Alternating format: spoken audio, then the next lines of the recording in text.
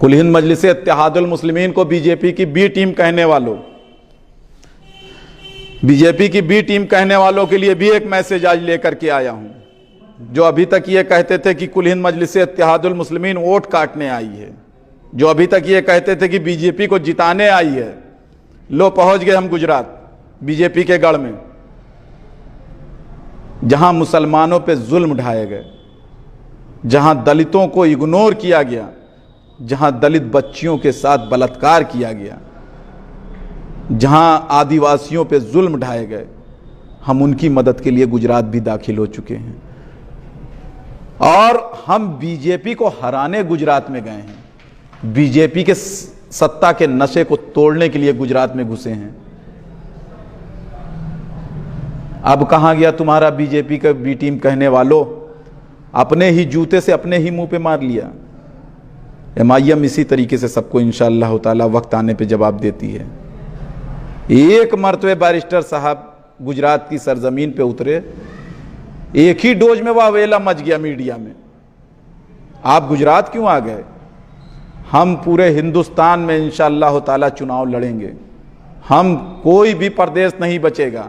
हम अपने दलित भाइयों को साथ लेंगे, हम अपने आदिवासी भाइयों को साथ लेंगे, हम हर पिछड़ों को साथ लेकर के इस बीजेपी का इंशाअल्लाह ताला मुकाबला डट करके करेंगे।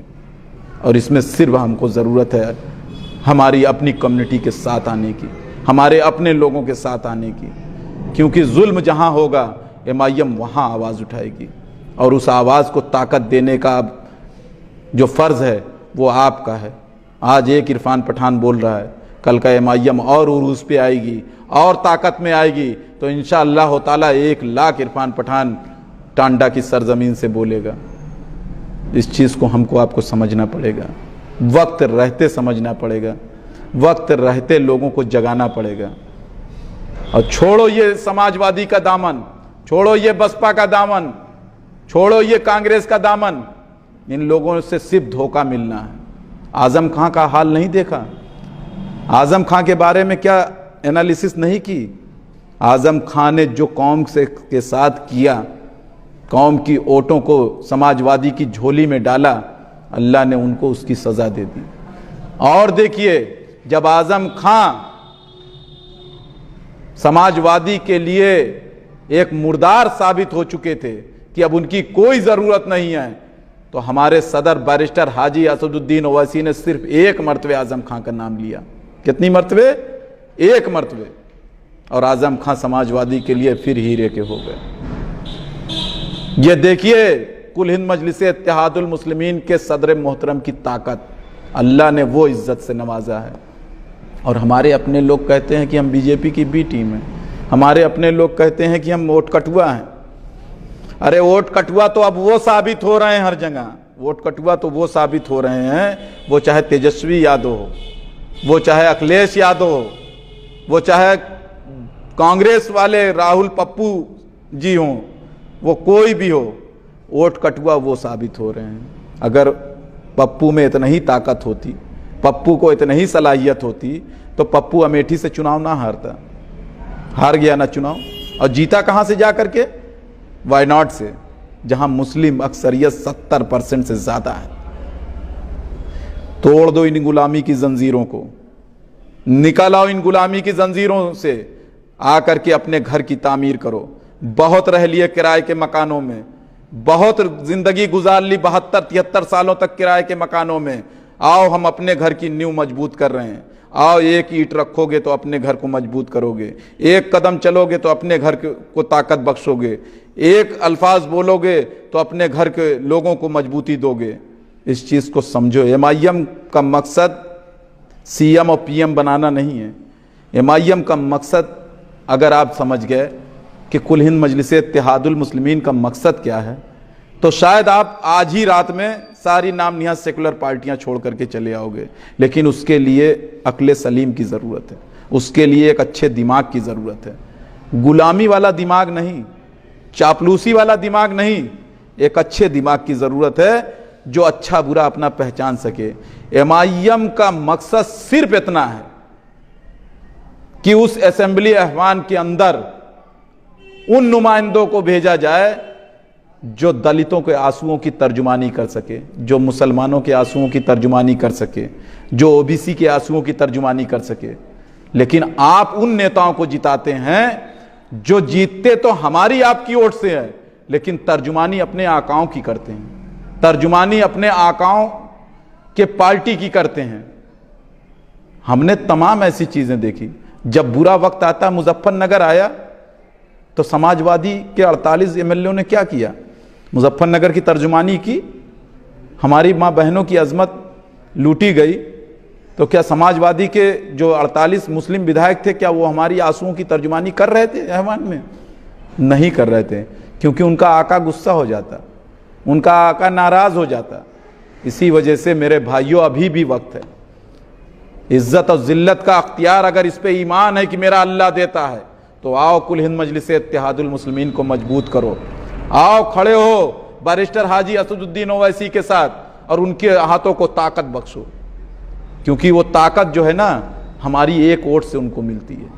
बिहार के लोगों ने वोट दी, वो मजबूत हुए। महाराष्ट्र के लोगों ने वोट दी, वो और मजबूत हुए। अब बंगाल के लोग जब वोट देंगे तो बैरिस्टर हाजी असदुद्दीन ओवैसी की ताकत 100 गुने से ज्यादा होगी। और जब उत्तर प्रदेश और टांडा के लोग वोट दे देंगे तो ये जान लेना कि टांडा हैदराबाद का दूसरा दारुस्सलाम इंशाअल्लाह ताला बनेगा, दूसरा दारुस्सलाम बनेगा। और यहां किसी भी मजलूम के ऊपर ना प्रशासन जुल्म कर पाएगा, ना शासन जुल्म कर पाएगा, क्योंकि तब आपके आंसुओं की तर्जुमानी, तब बुनकरों के आंसुओं की तर्जुमानी उस अहवान में होगी। तब बुनकरों के फ्लैट रेट ना, जो ये लॉलीपॉप देकर के वोट लेने के लिए हटाए गए हैं, तब वो परमानेंट किए जाएंगे। तब जैसे किसानों को बिजली फ्री मिलती है, उसी तरीके से इंशाअल्लाह ताला कुल हिंद मजलिस इत्तेहादुल मुस्लिमीन, और मैं खुद इरफान पठान आपसे वादा करता हूं बुनकर भाइयों, जिस दिन कुल हिंद मजलिस इत्तेहादुल मुस्लिमीन यहां से जीती या यहां उसका परचम बुलंद कराया आपने, मैं वादा करता हूं आपसे कि यहां के बुनकर भाइयों को जैसे किसानों को बिजली फ्री मिलती है, इंशाअल्लाह ताला यहां के बुनकर भाइयों को भी फ्री बिजली मिलेगी। ये आपसे मेरा वादा है, और ये वो वादा है जो मैं अल्लाह को हाजिर और नाजिर जान करके आपसे कर रहा हूं। उसके लिए कितनी भी लंबी लड़ाई लड़नी पड़े, लेकिन अगर किसान को बिजली फ्री मिल सकती है तो बुनकर को क्यों नहीं मिल सकती? टांडा की आवाम, टांडा जो जाना जाता है बुनकरों के नाम से जाना जाता है। यहां हर कम्युनिटी के लोग लूम चलवाते हैं, कुछ चलवाते हैं, कुछ चलाते हैं। हर पेशा इससे जुड़ा हुआ है, और हमको बिजली फ्री नहीं दी जाएगी। किसान को बिजली फ्री मिल रही है, बुनकरों को बिजली, ये भी एक व्यवसाय है, इससे भी गरीब तबके के ही लोग जुड़े हुए हैं। तो मैं यही चाहता हूं कि आप लोग वक्त रहते, मेरे बुनकर भाइयों, मेरे दलित भाइयों, मेरे मुस्लिम भाइयों, मेरे ओबीसी भाइयों, ऐसे नेता को चुनिए ना जो पढ़ा लिखा हो। ऐसे नेता को कतई मत चुनिए जो बाप की विरासत लेकर के आया हो आपके दरमियान। क्या है अखिलेश यादव? मुलायम सिंह को हटा दो तो 0 वाट का बल्ब, क्या है ये? आपने देखा 13% दलित मुत्तहिद हुआ तो बहन कुमारी मायावती को 4 मरतबे सीएम बना दिया।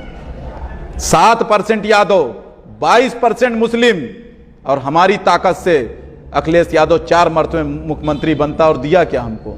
कब्रिस्तान की बाउंड्री, कब्रिस्तान की बाउंड्री, कन्या विद्याधन, ऑटो रिक्शा, और नौकरियां किसको देता है?